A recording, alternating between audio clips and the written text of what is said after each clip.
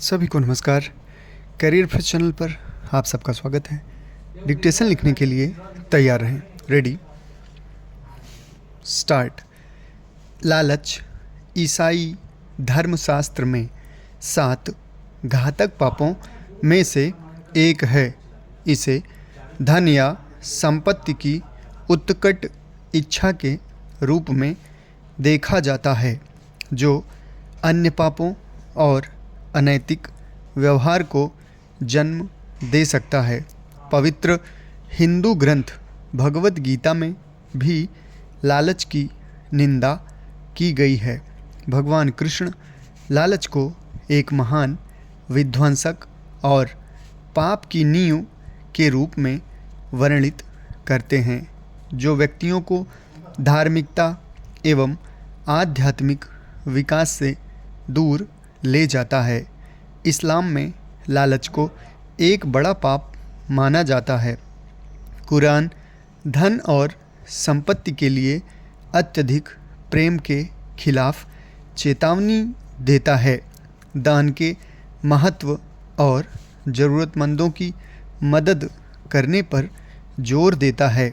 लालच को आध्यात्मिक विकास और सामाजिक न्याय में बाधा के रूप में देखा जाता है।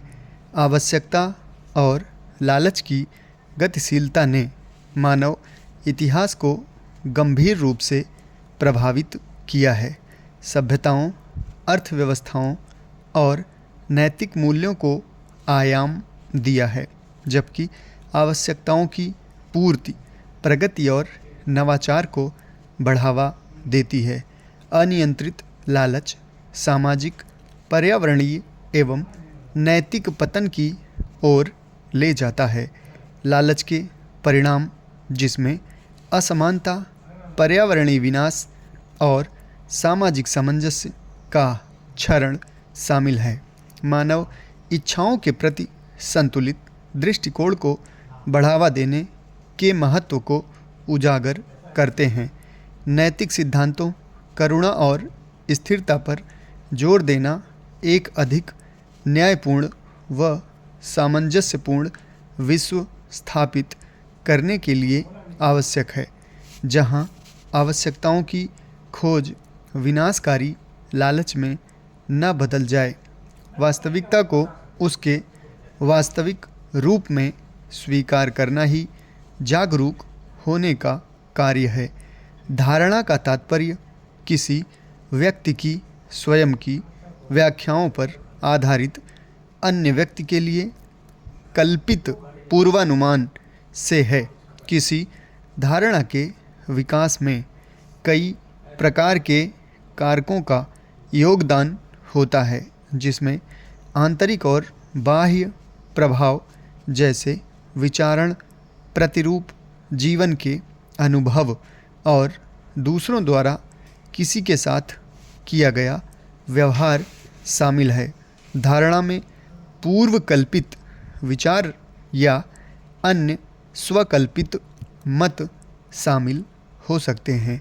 सामान्यतः इसे 5 इंद्रियों द्वारा प्राप्त संवेदी जानकारी से प्राप्त एक संगठित अनुभव के रूप में समझा जाता है।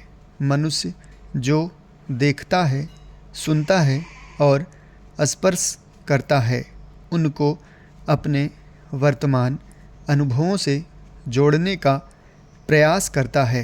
इस प्रक्रिया में आत्मिक भावनाओं, आवश्यकताओं, विचारों और दृष्टिकोणों के गहन चिंतन का अवबोधन की आवश्यकता होती है।